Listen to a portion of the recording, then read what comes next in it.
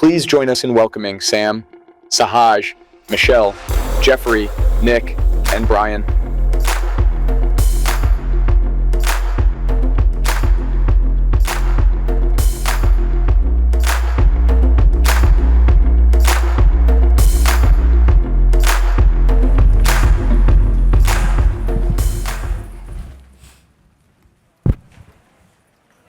Welcome. I'm wondering if everyone in the crowd is a little bit gassed. It's been quite the day. But glad you guys all made it to this last panel and really excited to be here with you all today. Like Jordan, our founder, was talking about at the beginning of the conference today, 2 years ago, this voice AI that we're discussing today, it didn't exist. And I remember meeting Jordan last summer, and he walked me through kind of some of his customers, and a lot of them were AI girlfriends and just really early adopter type technology. And here we are today talking about the frontiers of voice AI in the enterprise with real world applications. So I'm excited to have these founders here on this panel today who are all building companies that are at the frontier of voice AI in different industries. By way of introduction, I'm Brian, lead the go-to-market team here at Vapi. Vapi is an enterprise platform for configuring and deploying agents in the enterprise. But this panel is not about Vapi, and it's not about me. I'm just here to orchestrate a conversation with these folks who can help you guys as entrepreneurs and engineers understand where is voice AI today, what are the real-world use cases that are working in production, what are some of the frontier technical challenges that we're facing to scale this technology, and where is this all headed, and what does it mean for us as consumers, as patients, and as engineers looking to build the next big businesses. So I'm excited to announce and introduce Sam from Delphi, and they're building the always-on living profile for you or your business, and I'll tell you a little bit more about that in a minute. Jeff from Assort Health, they're building a patient engagement platform using AI agents. Sahaj from Wispr Flow, they built one of the first breakthrough consumer applications in the voice AI space. We have Michelle, who's building Medra. They're one of the first to build the robotics in the physical AI space for drug discovery. And Nick, co-founder and CTO of Zocdoc, one of the most well-known one of the most well-known healthcare platforms of the last several decades. So, I'm not that old.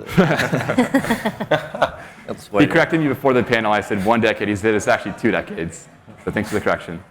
But yeah, just to kick it off, I wanted to give each of these founders an opportunity to introduce themselves in the business. So we'll start with you, Sam. Tell us a little more about what you're building. I am, as Brian said, first of all, thank you for the generous introduction for everybody. Co-founder CTO of Delphi, working on building your always-on living profile, lets you create a digital mind that learns how you think and speak. And I think in years from now, people will ask the question, everybody has a profile, whether it's LinkedIn, Instagram, or Facebook, but why have a static one when you can have a dynamic one that people can interact with? So we've been using voice for a couple of years now, and excited for all the questions Brian is going to ask. Yeah, thanks, Sam. And just curious, do you have any kind of, for the audience today, like any examples of real-world applications that you're seeing in production today that you can help share about your business?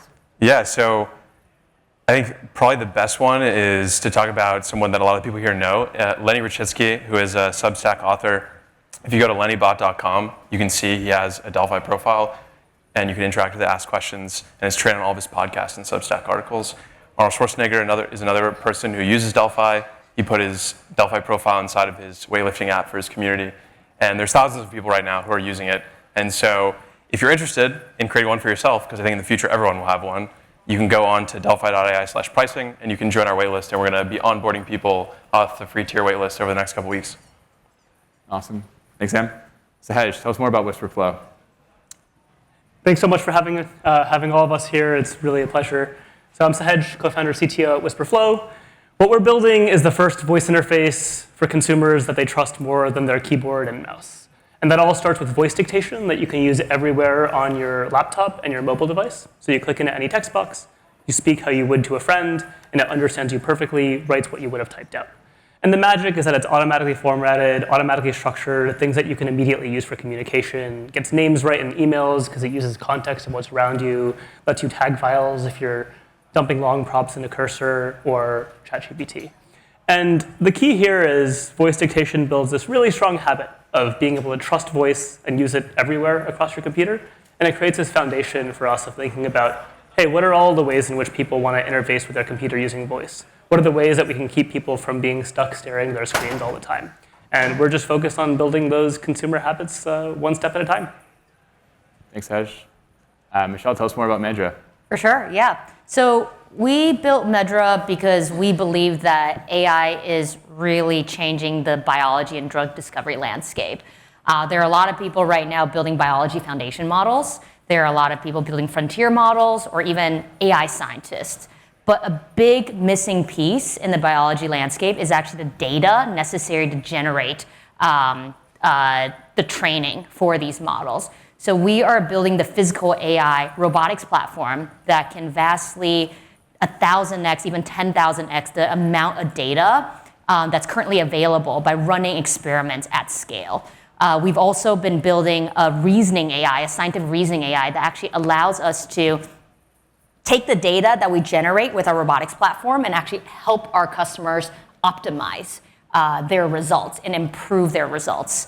And voice is a really exciting platform for us because we are primarily working with scientists who don't want to code, who want to talk with their colleagues about what experiments to run. We primarily focus on natural language as an input, but voice has become something that we're testing and allowing our customers to use more and more as a way for them to actually interact very naturally with our systems. Great, thank you. Jeff, tell us a little bit more about Assort Health. Yeah, great to meet everyone. Thanks for having me. I'm co-founder and co-CEO of Assort Health.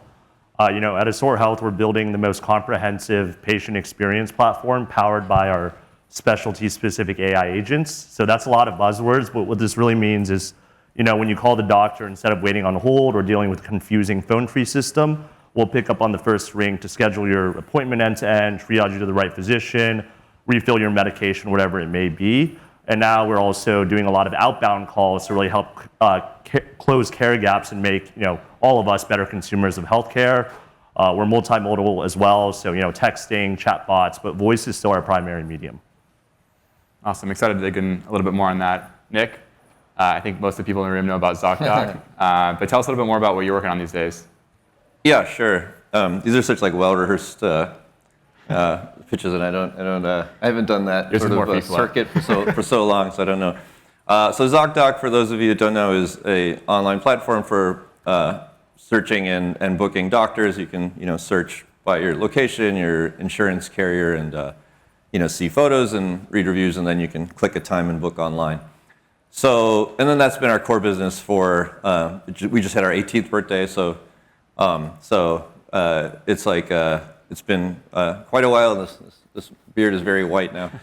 But then a couple years ago, I began tinkering with the voice tools at the time and saw that this was a very promising situation. This is like spring of 23. So I was like, we have all these doctors on board already. We know they're integrated to their schedules, and we already know all the insurances they accept, all this. So why don't we make a voice agent that also answers their inbound calls and can schedule and whatnot for them. So we started that in 23 and off to the races. It's doing great. Nice, exciting. Yeah, and that's why we put this panel together today. These are some of the founders who have built businesses that already have production-grade voice agents out in the wild, doing hundreds of millions of interactions. And I'm sure a lot of people in the crowd are wondering, how did you get there, and what were some of the challenges? So I wanted to start there and just ask the group, kind of an open forum, feel free to jump in. Just what are some of the hardest blockers that you faced as you not only establish your kind of voice agents, but also then scale them to millions or hundreds of millions of interactions? I feel like I have two insights that we've learned over the last couple of years I think people here will find are interesting. The first one is that, especially for other people on the panel who are talking about how they have multimodal ways to interact with their product, oftentimes the system and the latency requirements are different between voice and text. When you're waiting for a text response, sometimes the amount of time you're willing to wait is a little bit longer than on a voice call, where the gap between when you stop talking and when you hear the response needs to be almost instant, or else it goes into this uncanny valley. which means that the amount of operations, the retrieval, whatever you want to do to enrich the context to give a response on voice is sometimes less than what you can do over text. And so for Delphi, when you ask people on their profile a question, the system that you use for voice is actually slightly different than the one on text, and it uses less operations. There's some shortcuts we have to make so that it can meet the latency requirement. But a super interesting insight that we learned is that people actually sometimes prefer the one that you could say is quote unquote dumber simply because it's through voice. And I think that people are so emotionally responsive to hearing the voice of another human that sometimes it's not even as important what it is saying. And I think a simple experiment to test this is like, think about the movie Her. You can remember clearly the voice from the movie, but you can't remember a single thing that was said in the movie. And so I think for some of these voice products, it really matters way more that you have dialed down how does the voice sound, and that's why most of the feedback we get is, oh, they pronounced this name wrong, not that the words were actually bad. So that's one thing that I would say for anyone who's building production scale applications, like the voice quality is actually one of the most important things. And then the other thing that's been super interesting over the last year or two, and I'd also love to hear the opinion of some of the people on this panel, is a year and a half ago, people were talking about how real-time voice agents were going to completely overtake using cascading architecture. And the cascading architecture is you have a transcriber, you speak, it turns it into text, and then you send it to a model, and then the model gives a response, and then you send it to a synthesizer, and then you get the voice. Sounds like a lot.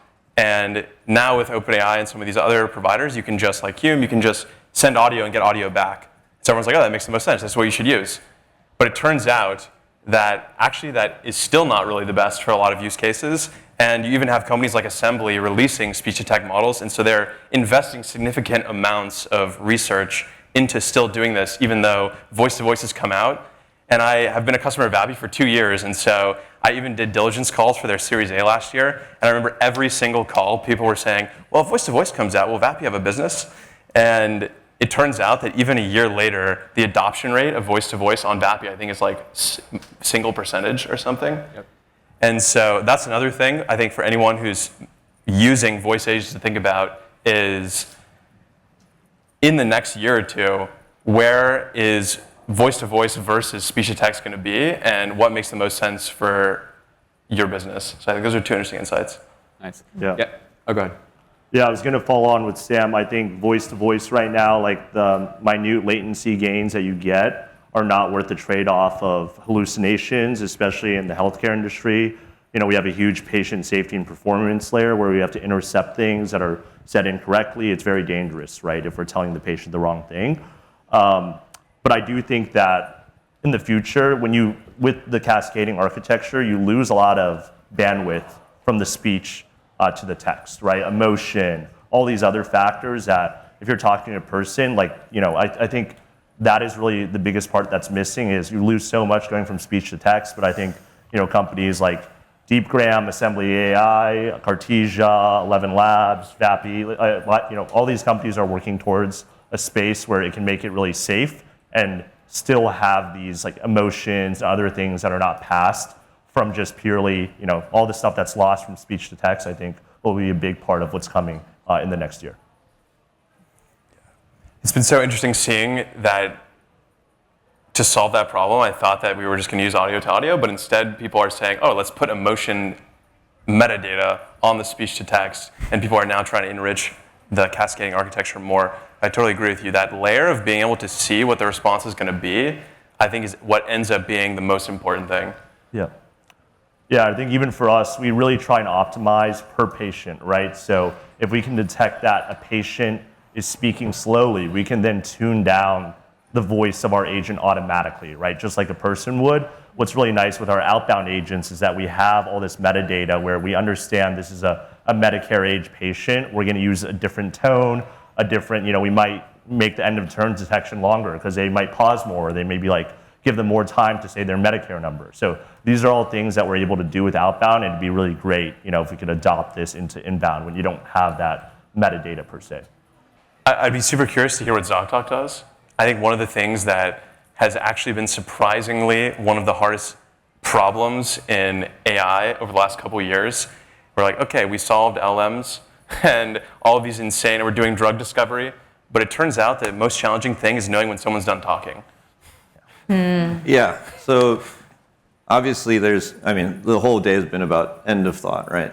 End of turn detection. Yeah. And so I actually worked with Dylan a lot on assembly because he's in New York and I'm in New York, and I spent many hours in the assembly offices telling them like end of turn, give me end of turn, and then they did it, and it's great. They have had it for a few months now. I think the way to take a little bit of a different take on this, there's like many layers of problems, I'd say. So like the first layer is just like voice, like how do you interrupt? How do you, know how long to wait? And there's a lot of clever stuff you can do, like understand the speed of the caller and all this kind of stuff. And then there's and then once you sort all that out, then you have all these like domain-specific problems in your domain. I was talking to Jordan yesterday, and I was like, okay, we sorted all this out. Let's say it's all perfect, right? And somebody calls, and they're like, I want to make an appointment, doctor's appointment. And we go, great, what insurance do you have? And they go, Blue Cross. Well, okay, there's like 40 Blue Crosses, right? And the way we had designed our system was like, I thought we were so smart. We're like, okay, if they say like a partial match, then we'll just ask them what the other ones are. So if they say United, we go like, is it United Healthcare or is it like United Auto Workers because they have their own specific plan, and that works great. But the first person they called and went Blue Cross, it was like Blue Cross Blue Shield of Georgia, Blue Cross Blue Shield of Texas, Blue Cross Blue Shield of California, Anthem Blue Cross, Empire Blue Cross, right? And I was like, oh fuck, right? Like this is gonna be harder than I thought, right? So it's been a journey, and that so then Jordan was like, they tried to do Pizza Hut. And I think he talked a little bit about this, but he was like, I was like, how could that be hard? Like, I have the hard problem. You don't have a hard problem. Like, people call and they want a pizza. Like, how hard can that be? And he's like, there's infinite permutations. There's like a sale that day on whatever. That physical restaurant is out of pepperoni now, right? And the human's like walking around the kitchen. No, it's out of pepperoni. So if you call and they go pepperoni, they go, no, we're out of pepperoni. But how does the machine in the cloud know that that there's no more physical pepperoni in this physical kitchen? These are the problems we need to be solving. Sorry? These are the problems we need to be solving. Yeah. Get more pepperoni. More pepperoni. So there's many layers. Like you have to get through the level of like voice interaction and interruption and turn taking, just to get to the next layer of like domain-specific problems. I mean, I also feel like I saw this tweet where someone was saying, we gave you self-driving cars and you wanted Spotify. And I don't know if people have taken Waymo, but it was so frustrating you couldn't play your own music that it degraded my experience, and you forget that you're in a self-driving car. And I think it's some of the same where you forget, I can call any business anytime and I can book a doctor's appointment, but you don't know that you don't have pepperoni? What the hell? And I think one of the other things that's interesting is it seems like a better way to consume information is to read it, but a better way to give information is to speak it. And so I'd also be interested about Wispr Flow, where it seems like there's almost like a future where you want a mix of both, because it's faster depending on what you're trying to do. Mm-hmm. Yeah, I mean, that's exactly right. That's also why we're so focused on voice dictation as a starting point instead of voice assistants that are two-way or back and forth for most consumers. One of the biggest problems that we deal with, which is kind of related to everything that people here were talking about, is like, how many times have people used a voice interaction and like seen the output and been like, wow, how the hell did it think I said that? And it's like complete gibberish because you know the topic that you're talking about, you know what you normally talk about, you know what's on the screen, you're replying to an email to a person named Brian with a Y. You know, of course, it should be spelled Brian with a Y. And this is probably, I'm curious to hear from others if this is challenging in their domains respectively, where there's like nonsensical voice outputs because these models don't have context around what's the topic people are talking about. What are they doing right now?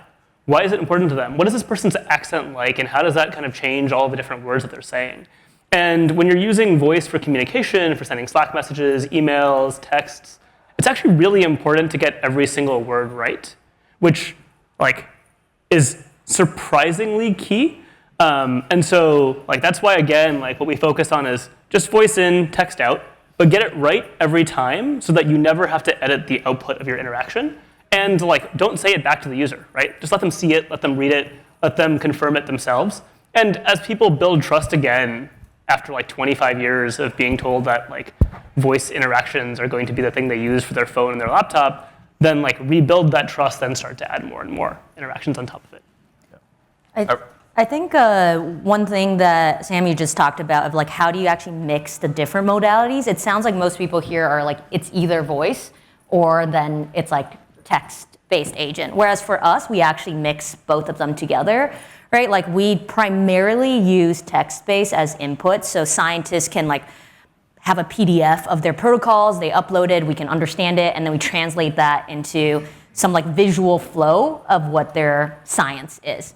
Where we think voice is actually really important is actually that real-time interaction. Let's say our physical AI platform is doing something, you're like, wait, you're actually doing that wrong. Like, that's not quite how I would do it. Like, can you tweak it? That's where we want to bring voice in, whereas text is incredibly important for that first understanding.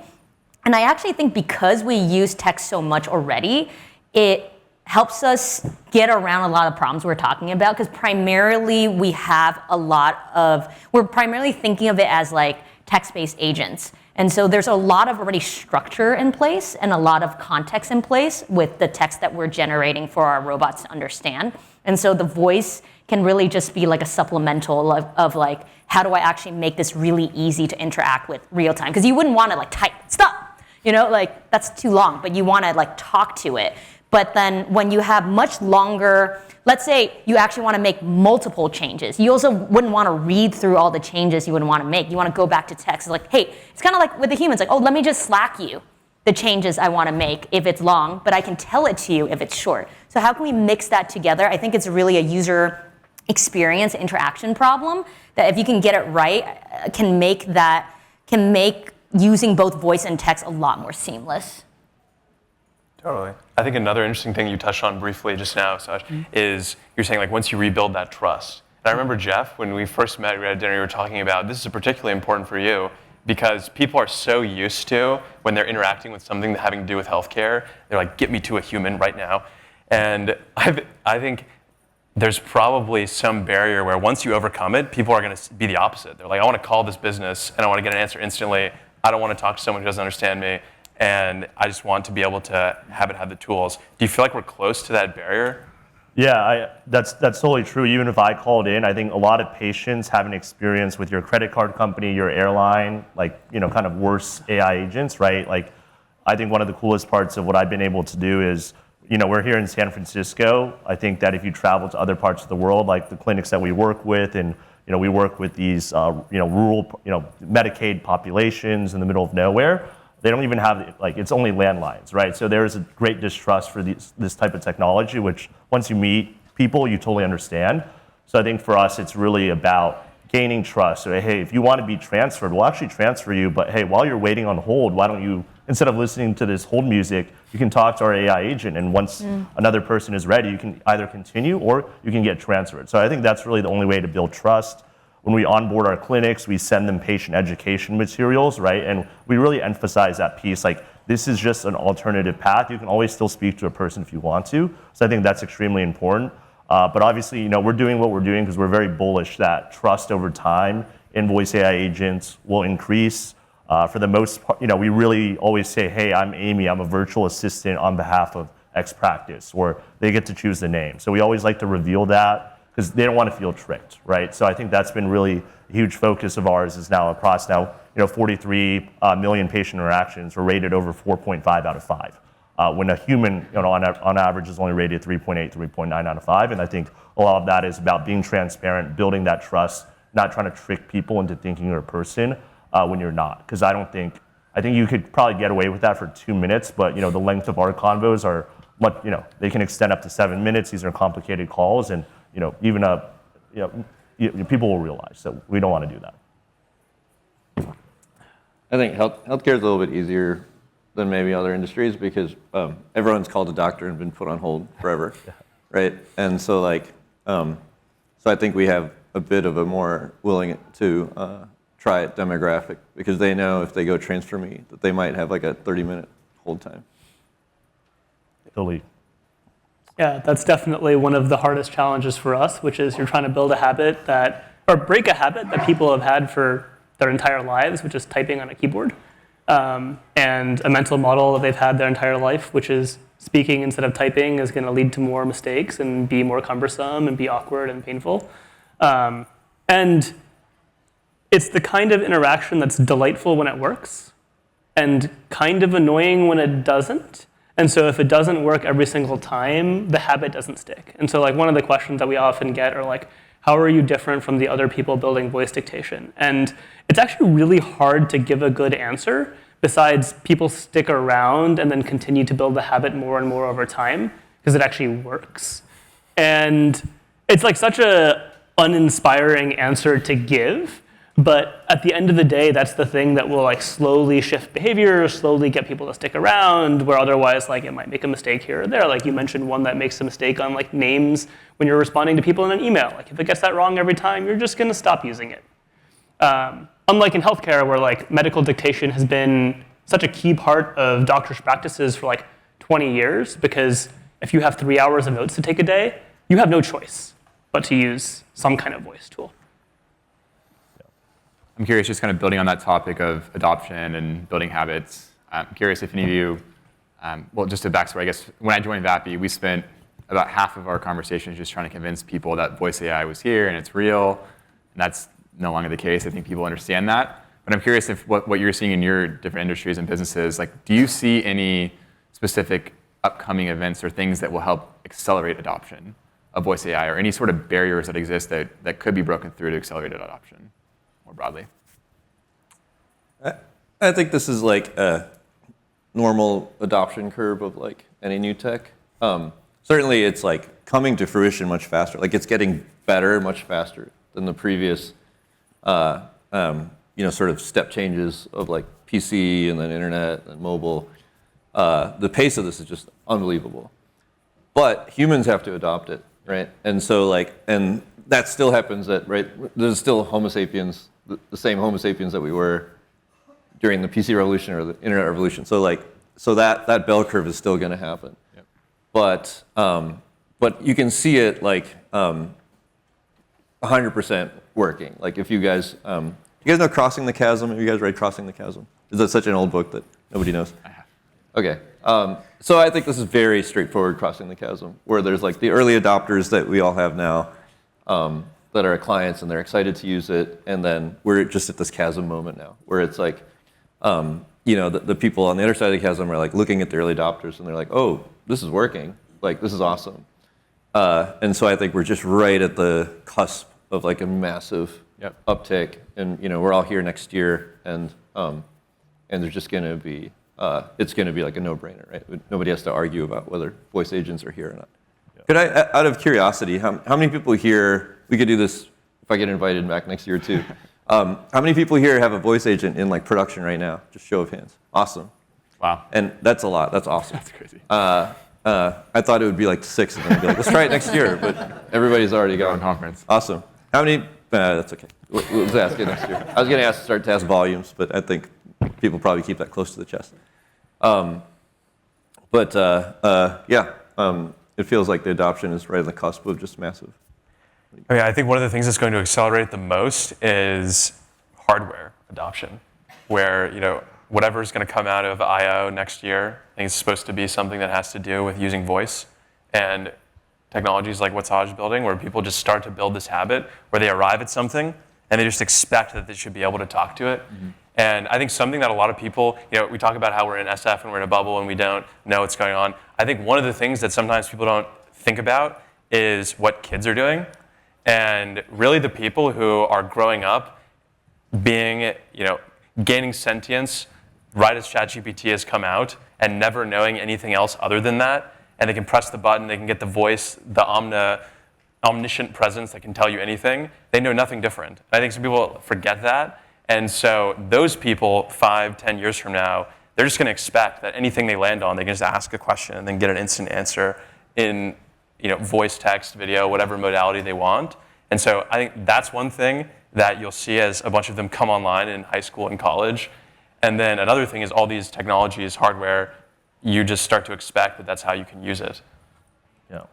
I think, Sam, just an interesting tidbit I learned recently of how they introduced coffee into Japan was, it's a big tea society. So what they did was they started advertising, like, I think it was like Nestle or some like big, like whatever, multinational company. Big coffee. So, started advertising like cartoons where these kids were eating like, coffee flavored candy.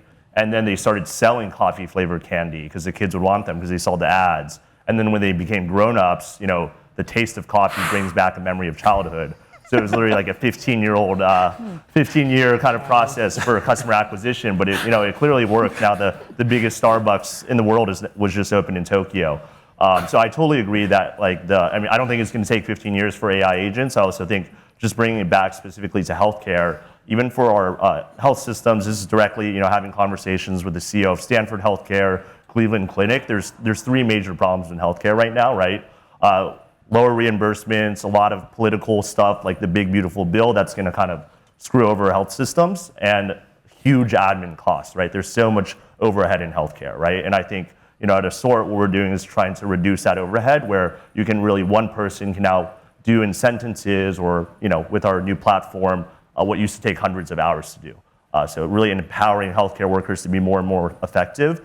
The second problem is that we're currently short 50,000 primary care physicians in the U.S. And I'm sure if you've tried booking, with MD, these appointments are months out. If only there was some way to find a doctor on. Yeah, exactly. And then the third point is, there's an explosion of medical knowledge, right? So every 6 months, the amount of medical, these journals double. So I think this is also a pro tip. I just found out from a friend of mine that if you're getting your wisdom teeth removed, you can actually store your you can get stem cells from that procedure if it's surgical. And I asked my oral surgeon, and he didn't even know about that. But that's like a great opportunity, right? It's just because there's so many things, it's impossible to keep track. And I think the second and third things, there's cool companies like Open Evidence helping with those. And I think really in the future with Assort, we're going to really help with those points 2 and 3 of, enabling physicians, right? Helping automate further parts of the patient care navigation journey, and ensuring that, we're delivering, our whole mission is to make exceptional healthcare accessible anytime, any place for anyone. So that really exceptional part we want to do as well. And just doing a quick plug, we just raised, a large sum of money, and we're hiring across the board. So please, search up Assort Health jobs. Please apply. I'll be around for a bit after this. Please find me, especially if you're interested in AI for deployed type engineering. I think we have a great career track for you. Love that. Awesome plug. That was great. I guess, so we're going to leave 10 minutes at the end for questions, but I guess I wanted to open up as well for the rest of the folks on the panel. I know everyone's kind of building businesses right now, and I'm curious, if engineers were to join your team, the rest of you folks, like, what are some of the most complex challenges they're going to work on as you think ahead to the next year or two in your businesses? Should we go in order? Sure. So I think one of the thematic elements we've been talking about across the different speakers is people expecting that when they go to a website or they call their healthcare provider or interact with the business, that they get an answer instantly. And the bet that we're making is that it's going to be the same way with transfer of human knowledge. And so you're going to have a profile that you create, that you put in whatever content you have that exists on socials already. You have maybe podcasts or things you've written, private notes, and it's going to learn how you think and speak. And then your profile will be able to qualify and answer questions 24/7. And so you can see mine if you go to delphi.ai/Sam. Trained it on what I care about in engineers that we're trying to hire, company, a little bit about me growing up, and it's good at speaking about those things. So some of the things that we're working on, and then we also just closed a $16 million Series A from Sequoia earlier this year to build living profiles. And one of the things that we're working on that is going to become more important, and I'm sure in a year or two everyone will be talking about this, is evals that are specific to a user. And so people are talking about evals. Evals are the moat, maybe you've heard that. LLMs, so much of what you need to do with them is subjective and hard to quantify when it's successful. And so for us, it's even more difficult because the success criteria isn't just, can you represent someone well, it's can you represent this person well. And so the success criteria is not only subjective, but it's subjective to the person. And so one of the things that we're doing is working on trying to create a system that creates evals that are good for each Delphi profile. And so this is a skill that's going to continue to be only more and more important as people try to get a grip on what it means to use AI systems and make them good, which you can imagine maybe OpenAI wants to know in a year, like, is this ChatGPT user having a good ChatGPT session for them? Right now, the evals just exist for generally as GPT-5 doing what they want it to do. So that's one of the things that Delphi is doing that's at the forefront. And then the conversations and the way you get answers, we just redid it to use an agent that has tools, and one of them is a knowledge graph, making a bet that that's going to be the architecture that people are going to want to build on over the next couple of years. So if you're interested in doing either of those things, you can talk to my Delphi, talk to me afterwards, or send me an email at sam@delphi.ai. Thank you. And Sahaj and Michelle, maybe a little bit more rapid fire. We've got like 2 minutes left. Awesome. So 2 technical challenges, one on the research side, one on the product side. So for research, we strongly believe that 2 things need to be done to actually make voice interfaces that people trust. The first is when people edit a mistake that happens in the output of any voice interaction, we should learn that, remember it for them, to not repeat the mistake for them, and then use that to improve our models for everybody, for people who choose to share data. There's a fundamentally different approach to how to train voice recognition and speech recognition models that nobody we know is doing right now. The second is on the product engineering side. So basically, every voice assistant built today is not sticky.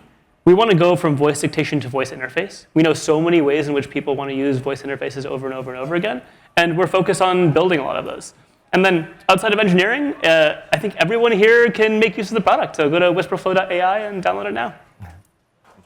All right, well, you know, even though I'm at a voice conference, really, we are working on AI pretty across the board. We're working on the physical AI and robotics side. We're working on reasoning models and scientific AI, and also voice is a really crucial part that we're developing more and more as a user experience. So when we hire at Medra, we really think about what is like the full stack engineers we need in 2025. And we truly try to hire for people who are excited to build across the stack. So even our traditional full stack engineers who are building, you know, the web dev, they're also building a lot on the AI side and even touching on the robotics side. On our robotics engineering side, they're also thinking about how what they're building on the physical AI side then connects back to our AI reasoning models and our user interface. So we're really hiring across the board in engineering, but I think what the types of engineers we're really looking for are the ones that are excited about really hard problems that have huge impact, right? Like if we're successful in building what we're building, we have the chance of eradicating disease in our lifetime with how fast AI is progressing in biology. And so if you're excited by that and want to solve like really challenging problems in the physical world and also really exciting problems in AI, you know, you can reach me at ml@medra.ai, Michelle Lee. Yeah. Awesome, thank you. Back to Q&A. Yeah, I'm hiring too. I get to go? All right. You know Zocdoc.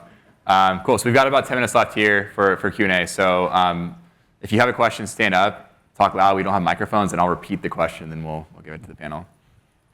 I know this is a voice summit, but do you guys think that this is going to graduate and go to the next level of video avatars and having people more comfortable talking to my avatar rather than talking to my just voice? Just to repeat the question. So he's asking essentially, are we expecting a transition to happen from just voice to actually adding avatar and video on top of that? Yeah. So we actually put video in our product last year, and people don't use it. Oh, really? And part of the reason is because it's not there yet in terms of quality. And it's one of those products where, similar to some of the things we've talked about, the Spotify and the Waymo, if it doesn't cross the uncanny valley, then people hate it.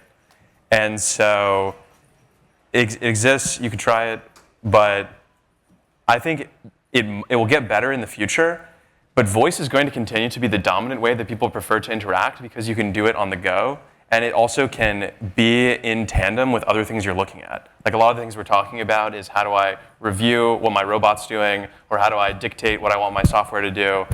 All of those things are going to be more important, and even with the healthcare providers, I would be surprised if people end up in the future opting over where they're like, I want to talk to the avatar on video. Where voice, there's still kind of this sort of plausible deniability, where it's like, even though I know it's a robot, I really like the voice.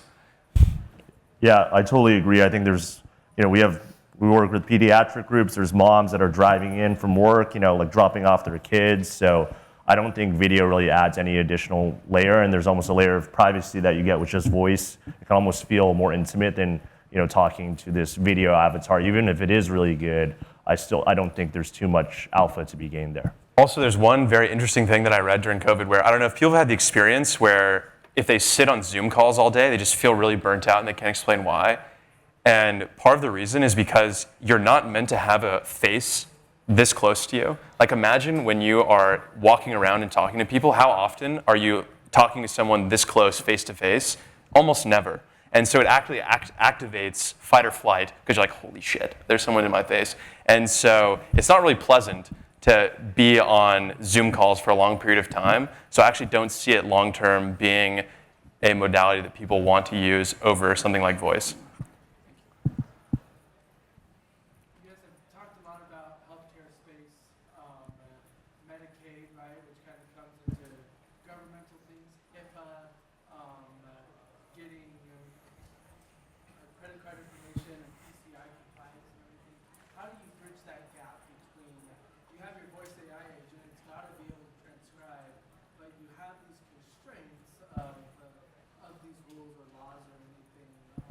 How do you marry those two together? Yeah, there's definitely a lot of. Real quick, just to summarize, just for those who didn't hear, the question is essentially around building in compliance into voice agents. Yeah. Obviously, in healthcare, there's this extra hurdle because it all has to sit. So, like, our evals have to sit in like PHI bunkers, right? Because the evals, not the evals, but the historical calls, right? And like, so if you ever want to be able to see what went wrong, those things all have to live in like PHI bunkers. So, so that's like an extra step of difficulty here. But in general, yeah, you have to be very careful with that stuff. I think I've seen some startups that are like very loosey-goosey with that stuff. Not them, but other, but much younger, smaller ones that have like these real loosey-goosey attitudes. So I'd be a little wary of like the 5-person healthcare startup that's like doing voice agents. Just make sure they have all their like dotted I's and crossed T's there. Yeah, that's a great question. Adding on to what Nick said, SOC 2 Type 2, these are things that are a given, right? It's extremely important. This is very sensitive information. We take that with a lot of, we have security training for all of our employees. With all of our vendors, we have BAAs in place, right? So with like OpenAI or Gemini, they never like use our data, right? They can never train on the data that we send them to really comply with HIPAA, making sure that all of that information is really secure. We self-host certain things.